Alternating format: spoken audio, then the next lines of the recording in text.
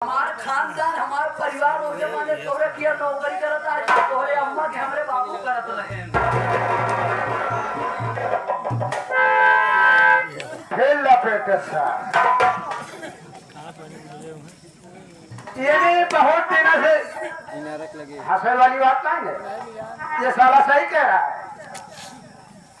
इसका पूरा खानदान हमारे ही यहाँ नौकरी किया करता था। अरे बाबू लेकिन साला ये बता दे, तेरी अम्मा तेरे बाबू हमारे अम्मे क्या कर रहे थे? नौकरी तो साले नौकरी का नाम क्यों नहीं लेता? हमारे बाबू तोरे अम्मा के नजर में इतना ईमानदार हो गए हैं क्या कहना? हमारे बाबू के जब तो ले गमन करे ना हाँ हाँ पैसा हाँ हाँ तोरे अम्मा से कहां मांगती आज हम तक बताओ। पैसा तो तुरंत तोरे अम्मा खोल के खड़ी हो जाए कहां जवा देते ना कब खोल रहेंगे? अलमारी तिजोरी खोल के खड़ी हो जाए कहां फलाने जिसमें मन कहा ले जा बताओ तो हमरे बाबू का होना है तोरे अम्मा के नाम तो आज हम कैसे तोरे मुहिब ले वैसे बात साला सही कह रहा, लेकिन बोलने की शैली साले की गलत है।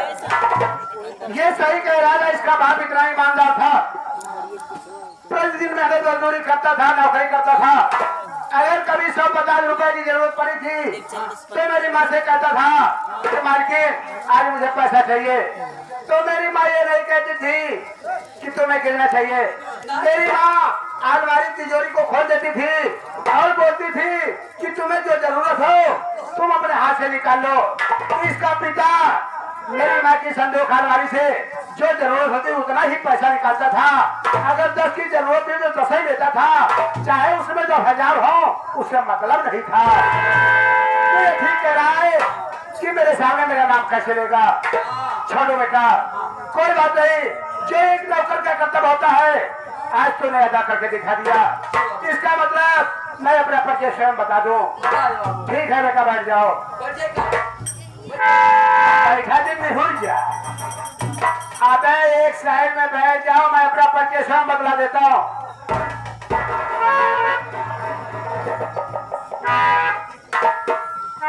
कसो ठेकेदार कहाँ गया? कहीं एक सारे के पहुआ तेल दे गया और काठी 100 रुपया है कि लड़का नीचे बहुत माहिर बा। अबे साले ऐसे बैठा जाता है? अबे सम बैठ जा, ढंग से बैठ जा।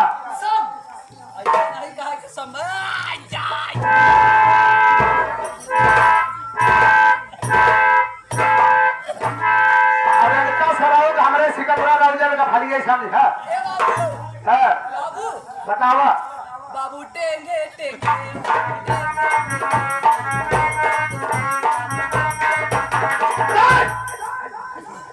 सब हराम खोर बदतमीज गंदी ने लिखे कीड़े चले। इसी तरह से बैठने को मैंने कहा।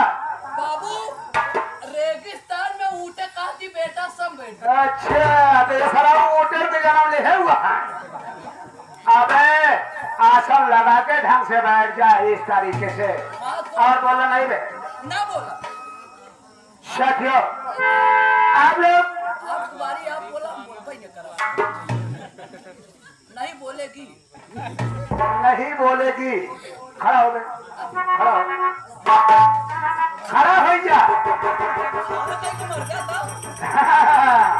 जानत कहा नहीं बोलेगी क्यों बे? तू लेडीज है या जेंट्स है?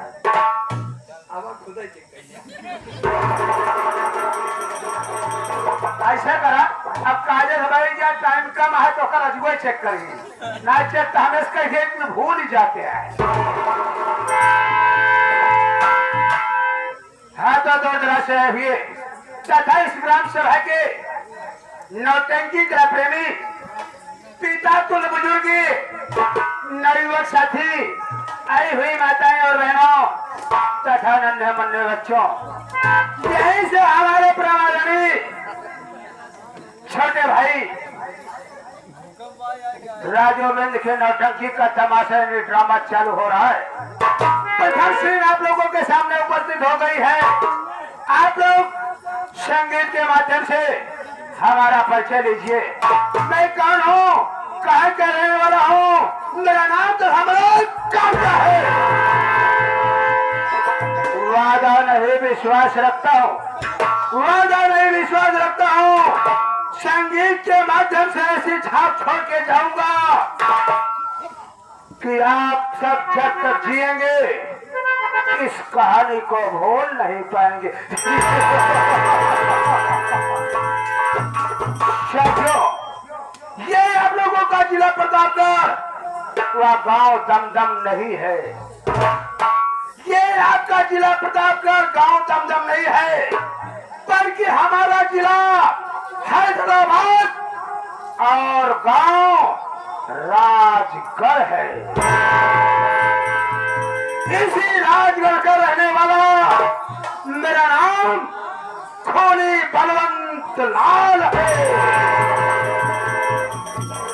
बलवंत वो बलवंत है, बलवंत वो बलवंत है, कभी ना सर झुकाता है और बगावत किया जो मुझसे ना माई कसम वो ससुरा मौत के घाट जाता।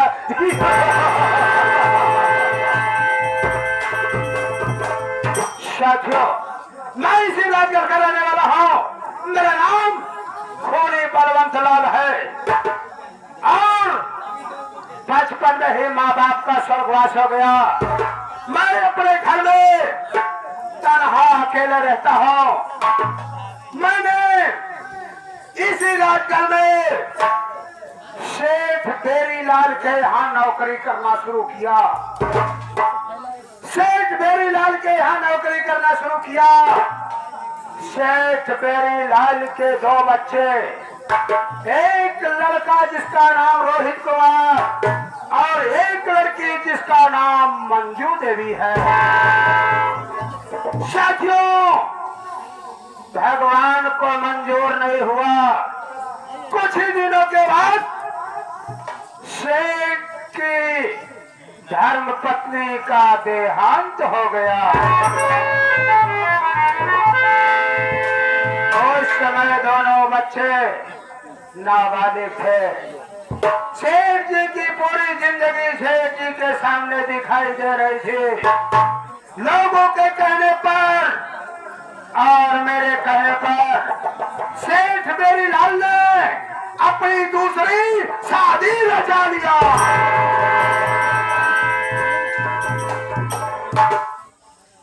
सेठ बेरीलाल की दूसरी पत्नी जो सेठानी बनकर आई, जिसका नाम तारावती है। लेकिन फर्क इतना हो गया कि तारावती मात्र 20 साल की और सेठ की उम्र 45 साल हो गई। इसलिए सेठानी सेठ से खुश नहीं रहती थी। मैं उसी घर में नौकरी किया करता था। काम करते करते अचानक मुझे देखकर तारावती मुझ पर फिदा हो गई और मुझसे बैठी बैठी बातें करने लगी। इसी तरह से बातें करते करते हम दोनों में प्यार हो गया। प्यार इतना परवान चढ़ गया कि जब तक मैं तारावती से नहीं मिलता, तारावती मुझे नहीं देखती, हम दोनों को चैन नहीं मिलता।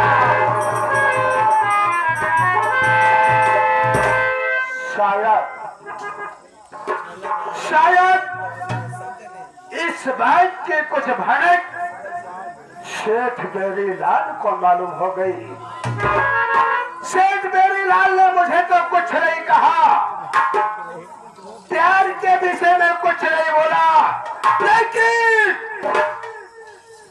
ओ ससुरा बहुत घटिया काम किया। अरे ये खोनी बलवंत लाल पे चोरी का इल्जाम लगाकर मुझे नौकरी से बर्खास्त कर दिया।